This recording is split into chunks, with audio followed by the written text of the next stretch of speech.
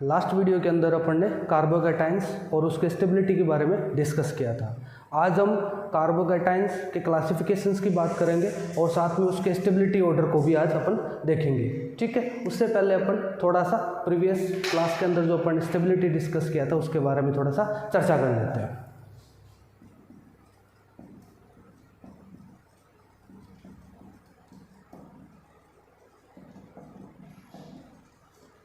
ठीक, carbocation stability. अब carbocation stability कल अपन ने डिस्कस किया था कि अगर कार्बन से कोई ऐसा समूह जुड़ा हो जो इसको इलेक्ट्रॉन देता हो, इलेक्ट्रॉन दाता समूह जुड़ा हो जो इसको इलेक्ट्रॉन देता हो, उस कंडीशंस के अंदर कार्बोकैटाइन की स्टेबिलिटी बढ़ जाती है, क्योंकि कार्बोकैटाइन पे पॉजिटिव चार्ज होता है, कार्बोकैटाइन पे पॉजिटिव चार्ज होता है, जिस वजह से जब इसमें दाता समूह अपना इलेक्ट्रॉन देगा तो इसका ऑक्टेट पूरा हो जाएगा और ये स्टेबिलिटी को अचीव कर लेगा। ठीक, दूसरा अपन ने लिया था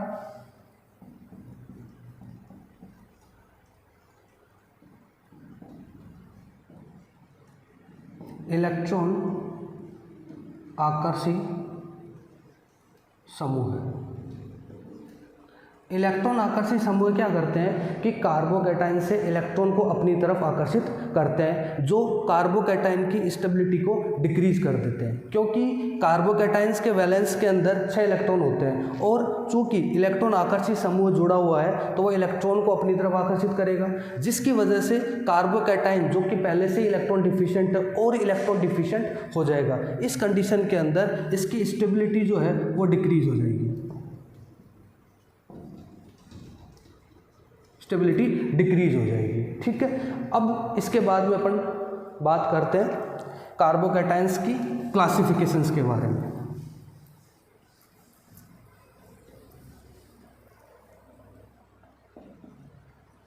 क्लासिफिकेशन ऑफ कार्बोकैटाइन।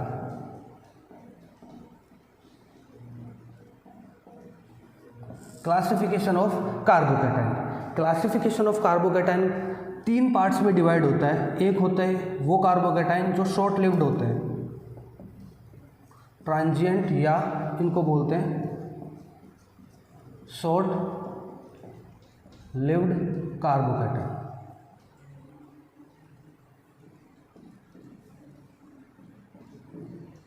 ठीक, पहला। दूसरा होता है इनका स्टेबल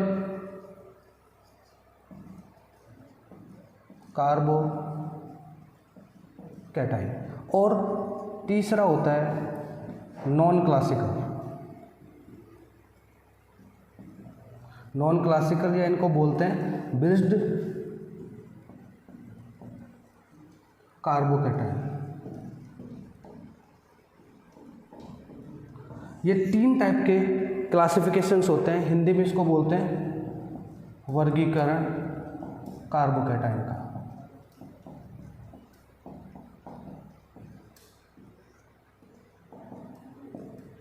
ठीक, ये 3 होते हैं। एक होता है ट्रांजिएंट या शॉर्ट कार्बोकैटाइन, शॉर्ट लिव्ड कार्बोकैटाइंस। एक होते हैं स्टेबल कार्बोकैटाइंस और एक होते हैं नॉन क्लासिकल या ब्रिज्ड कार्बोकैटाइंस। इसके अंदर अपन सबसे पहले स्टडी करेंगे ट्रांजिएंट या शॉर्ट लिव्ड कार्बोकैटाइंस। देखिए, नाम से ही पता चल रहा है कि ये ट्रांजिएंट या शॉर्ट लिव्ड होते हैं। दैट मीन्स इनकी जो लाइफ टाइम होता है इनका वो काफ़ी शॉर्ट होता है, वेरी शॉर्ट होता है। दूसरी बात, आइसोलेशन इनके अंदर पॉसिबल नहीं है। इसका मीनिंग ये हो गया कि इनको अपन विलगित करके स्टडी नहीं कर सकते। इनका आइसोलेशन पॉसिबल नहीं है कि इनको अपन ने किसी रिएक्शन के अंदर ये फॉर्म्ड हुए, वहाँ से अपन ने इनको आइसोलेट किया और इसकी स्टडी की जा सके, ऐसा पॉसिबल नहीं है। No isolation possible. ठीक, पहला पॉइंट ये हो गया था इसके अंदर। दूसरा, नो आइसोलेशन पॉसिबल। और तीसरा, इनकी जो स्टेबिलिटी होती है, इनकी जो स्टेबिलिटी होती है उसको अपन हाइपर कॉन्जुगेशन की फॉर्म टर्म के अंदर समझ सकते हैं। स्टेबिलिटी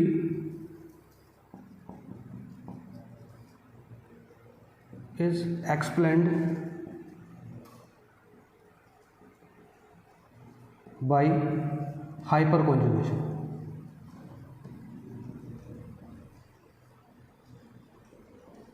हाइपर कॉन्जुगेशन का एक दूसरा नाम और होता है बेकर नाथन इफेक्ट।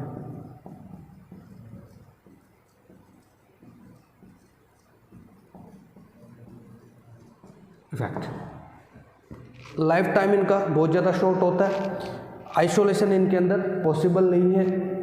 स्टेबिलिटी जो है वो हाइपर कॉन्जुगेशन के टर्म के अंदर अपन इसकी स्टेबिलिटी को एक्सप्लेन कर सकते हैं। इसके एग्जांपल्स देख लेते हैं।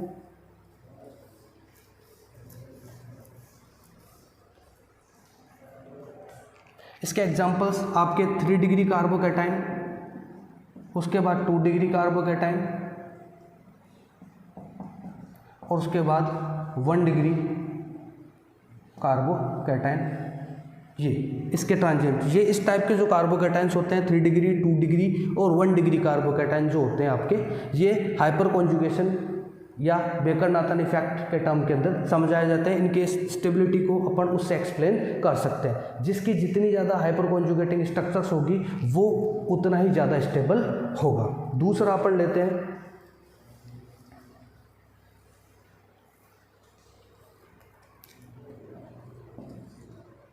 स्टेबल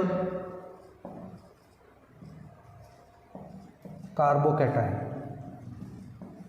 देखिए स्टेबल कार्बोकैटाइन नाम से पता चल रहा है ये ट्रांजिएंट कार्बोकैटाइन से ज़्यादा स्टेबल होते हैं और इनको अपन आइसोलेट करके भी इनकी स्टडी की जा सकती है। यानी कि अगर ये किसी रिएक्शन के अंदर फॉर्म्ड होते हैं उस कंडीशन के अंदर अपन उस कार्बोकैटाइन को अपन आइसोलेट करके उसकी स्टडी कर सकते हैं।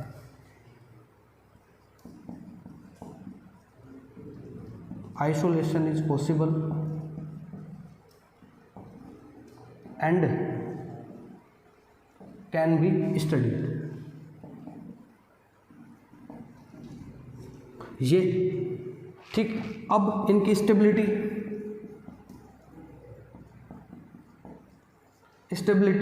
Is explained by resonance. Resonance को हिंदी में बोलते हैं अनुनाद। इन कार्बोकैटाइन्स की जो स्टेबिलिटी होती है उसको अपन अनुनाद या रेजोनेंस के थ्रू अपन इनकी स्टेबिलिटी को एक्सप्लेन कर सकते हैं। और जितनी ज़्यादा रेजोनेटिंग स्ट्रक्चर्स होगी वो कंपाउंड उतना ही ज़्यादा स्टेबल होगा, वो कार्बोकैटाइन उतना ही ज़्यादा स्टेबल माना जाता है। इसका एग्जांपल्स देख लेते हैं। एक तो एग्जांपल इसका होता है बेंजिल कार्बोकैटाइन।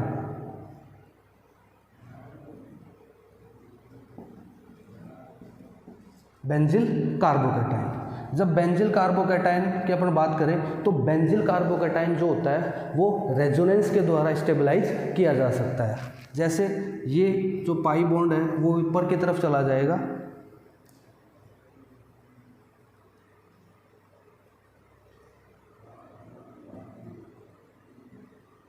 यहाँ आपका डबल बॉन्ड आ जाएगा और जो पॉजिटिव चार्ज पहले इस कार्बन के ऊपर था वो पॉजिटिव चार्ज इस रिंग के अंदर आ गया, इस बेंजीन रिंग के अंदर आ गया।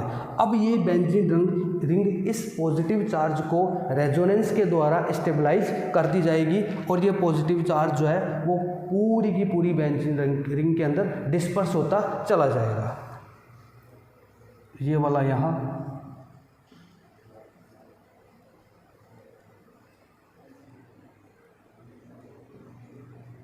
पॉजिटिव चार्ज यहाँ, ठीक है। उसके बाद ये डबल बॉन्ड यहाँ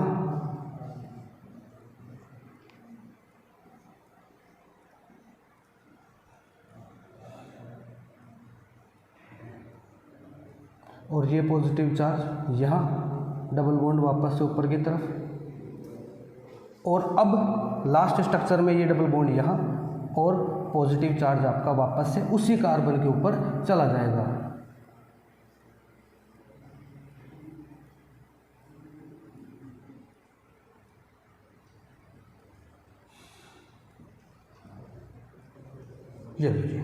ये बेंजिल कार्बोकैटाइन था जिसके स्टेबिलिटी रेजोनेंस के द्वारा स्टेबलाइज कर दी गई है और रेजोनेंस इसको स्टेबल बना देता है। ठीक, दूसरा एग्जांपल अपन ले सकते हैं ट्रोपोलियम कैटाइन।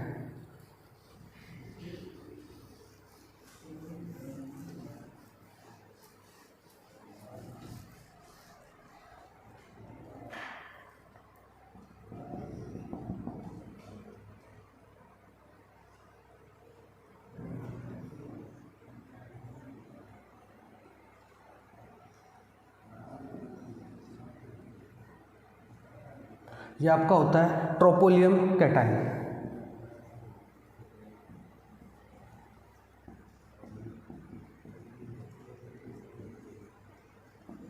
कैटाइन, ट्रोपोलियम कैटाइन के अंदर भी कार्बोकैटाइन जो होता है वो रेजोनेंस के द्वारा स्टेबलाइज किया जाता है और ट्रोपोलियम आयन जो है वो कंटिन्यूसली रेजोनेटिंग स्ट्रक्चर बनाता जाता है और इसकी जितनी ज़्यादा रेजोनेटिंग स्ट्रक्चर होती है वो उतना ही ज़्यादा स्टेबल माना जाता है। वैसे स्टेबिलिटी ऑर्डर के अंदर, कार्बोकैटाइन की स्टेबिलिटी की ऑर्डर के अंदर ट्रोपोलियम सबसे ज़्यादा मोस्ट स्टेबल कार्बोकैटाइन होता है क्योंकि इसकी रेजोनेटिंग स्ट्रक्चर बहुत ज़्यादा होती है।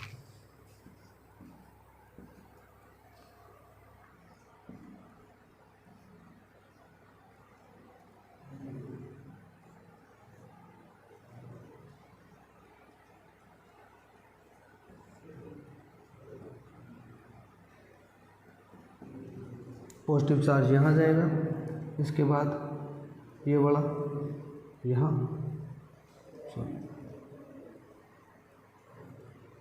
यहाँ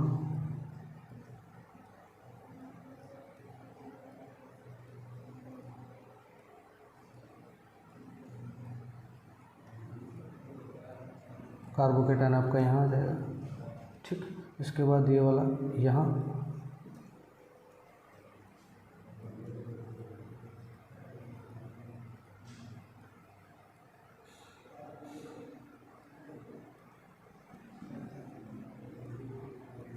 ठीक, इसके बाद ये वाला यहाँ,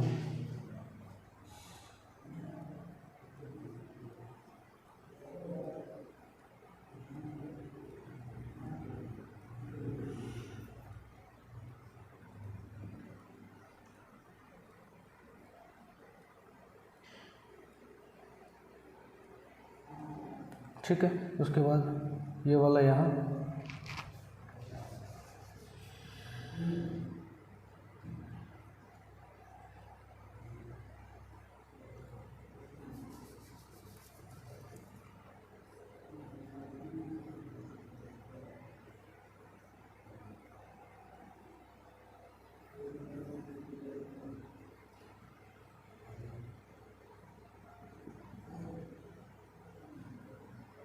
उसके बाद ये वाला यहाँ,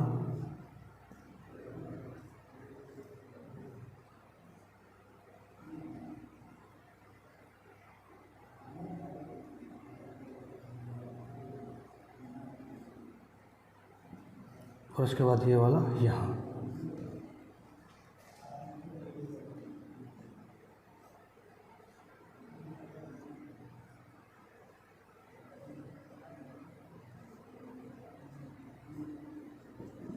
इस तरीके से ट्रोपोलियम आयन जो है वो रेजोनेंस के थ्रू स्टेबलाइज हो जाता है। इस तरीके से ये इसकी रेजोनेटिंग स्ट्रक्चर्स है जिसके अंदर ट्रोपोलियम आयन जो है वो मोस्ट स्टेबल होता है और रेजोनेटिंग स्ट्रक्चर इसकी आप देख सकते हैं कितनी है, 1 2 3 4 5 6 7 और 8। इसलिए कार्बोकैटाइन जो होता है ये ट्रोपोलियम कार्बोकैटाइन वो मोस्ट स्टेबल माना जाता है। ठीक है, अब थर्ड अपन लेते हैं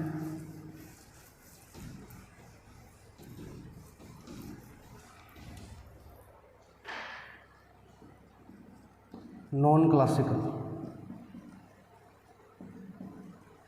और ब्रिज्ड कार्बोकैटाइन।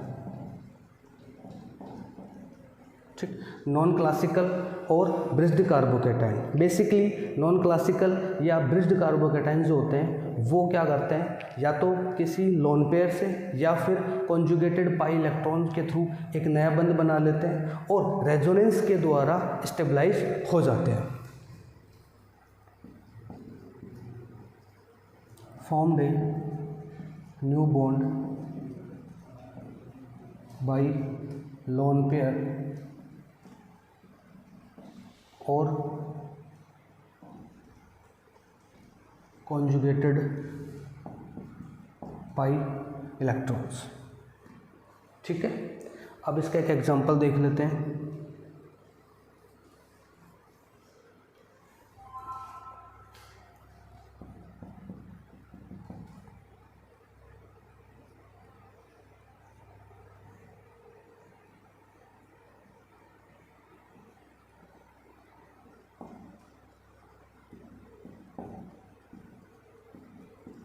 यहाँ पे कार्बोकेटाइन है।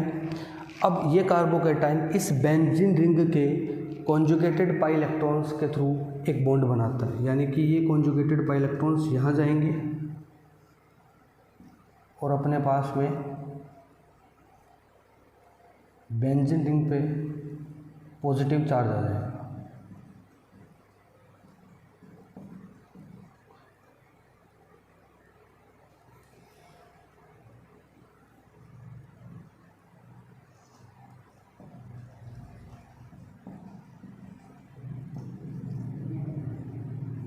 ठीक, अब ये कार्बोकेटाइन इस बेंजीन रिंग में रेजोनेंस करता हुआ स्टेबलाइजेशन को प्राप्त हो जाएगा। चाहे तो आप इसके रेजोनेटिंग स्ट्रक्चर इस तरीके से लिख सकते हैं।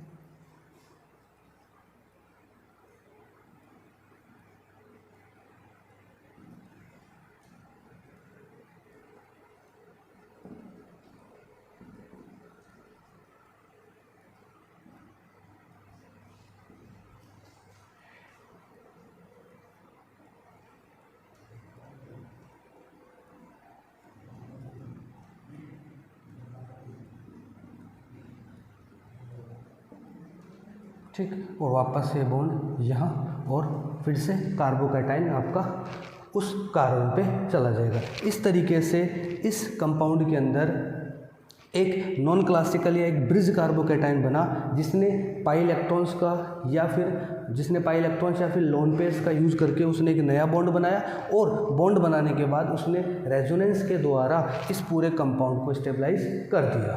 ठीक है, अब नेक्स्ट अपन लेते हैं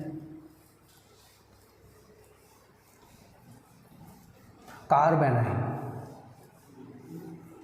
अपन ने कार्बोकेटाइन पढ़ा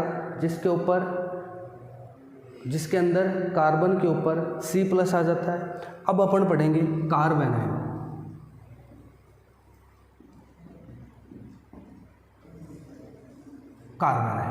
कार्बेनाइन ऐसा इंटरमीडिएट होता है जिसमें कार्बन के ऊपर नेगेटिव चार्ज होता है,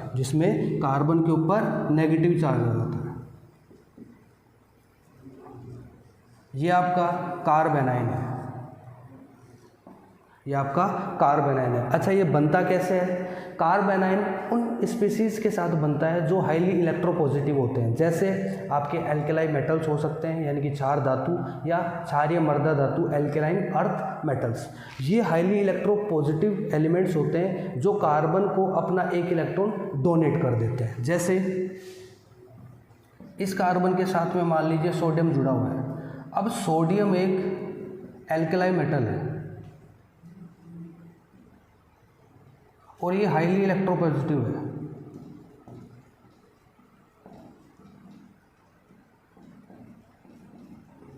हाईली इलेक्ट्रोपॉजिटिव है, ये अपना इलेक्ट्रॉन इस कार्बन को डोनेट कर देगी, और अपने पास में कार्बेनाइन अपने को प्राप्त हो जाएगा। ठीक, इस तरीके से अपना कार्बेनाइन बनता है। अब कार्बेनाइन जो होते हैं बेसिकली चूँकि नेगेटिव चार्ज है तो ये इलेक्ट्रोफाइल की तरह एक्ट करते हैं, न्यूक्लियोफाइल की तरह एक्ट करते हैं।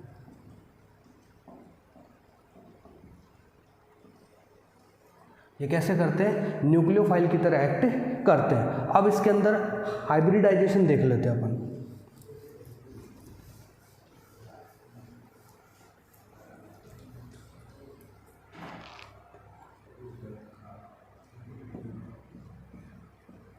चूँकि कार्बन के ऊपर नेगेटिव चार्ज है, इसका मतलब इसके अंदर जो इसके वैलेंस इलेक्ट्रॉन है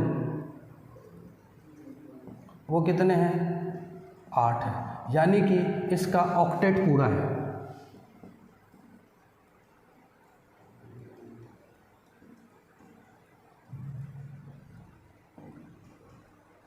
ऑक्टेट इसका पूरा है। इसके अंदर कितने इलेक्ट्रॉन है, 8 इलेक्ट्रॉन है, यानी कि इसका ऑक्टेट पूरा है। अब ये स्पीसीज जो है वो हाईली रिएक्टिव है, यानी कि इसको अब कोई ऐसा कंपाउंड या कोई ऐसा रिएक्शन चाहिए जिसके अंदर ये अपनी स्टेबिलिटी को एग्जिस्ट कर सके।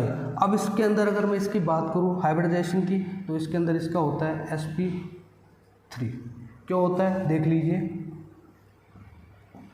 टोटल 3 बॉन्ड ये हो गए और एक बॉन्ड आपका जो कि लोन पेयर के फॉर्म में है, ठीक है। तो इसका जो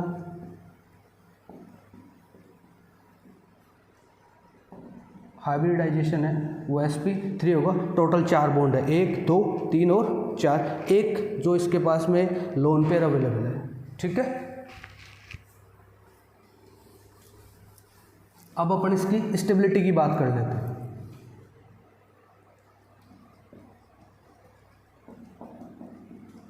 स्टेबिलिटी ऑफ कार्बन आयन, ठीक। स्टेबिलिटी की बात करते हैं तो स्टेबिलिटी के अंदर 2 ग्रुप्स होते हैं, एक होते हैं इलेक्ट्रॉन विड्रॉइंग ग्रुप और एक होते हैं इलेक्ट्रॉन डोनेटिंग ग्रुप्स, ठीक है। चूँकि कार्ब एनाइन जो होता है उसका ऑक्टेट पहले से ही पूर्ण है, उसका ऑक्टेट पहले से पूर्ण है। इस कंडीशन के अंदर अगर अपन कार्ब एनाइन से कोई इलेक्ट्रॉन डोनेटिंग ग्रुप जोड़ते हैं,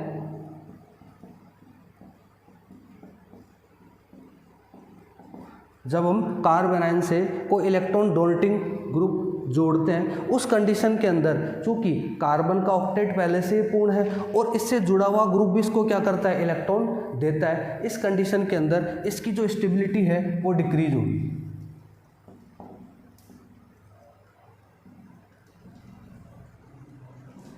ठीक है।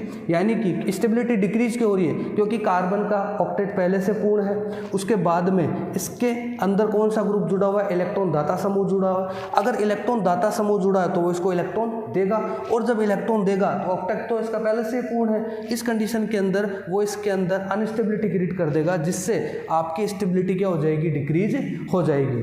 उसके बाद में अगर मान लेते हैं अपन इससे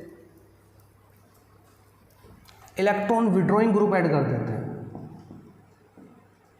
इलेक्ट्रॉन विड्रॉइंग ग्रुप ऐड कर लेते हैं, तो इलेक्ट्रॉन विड्रॉइंग ग्रुप्स का काम क्या होता है, इलेक्ट्रॉन आकर्षी।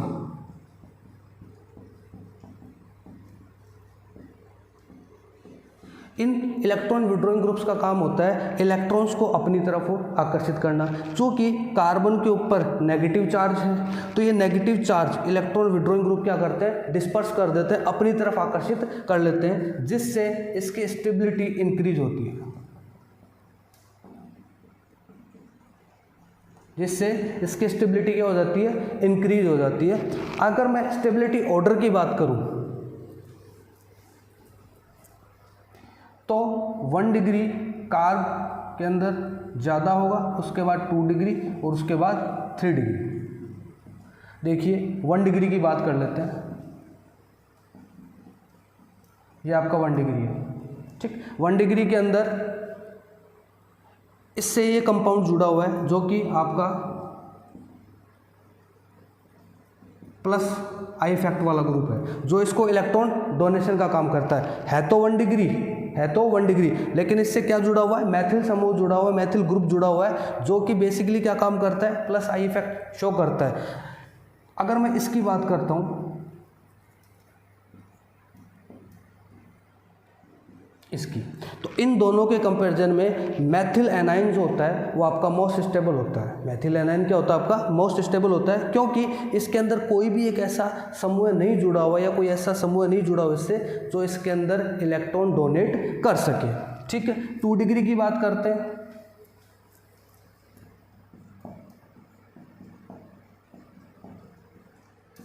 देखिए 2 डिग्री के अंदर 2 मैथिल समूह जुड़े हुए हैं, दोनों तरफ से इलेक्ट्रॉन डोनेट करेंगे, इसको वापस से क्या करेंगे, वो अनस्टेबिलिटी की तरफ लेके जाएंगे, ठीक है। और 3 डिग्री के अंदर 3 होंगे,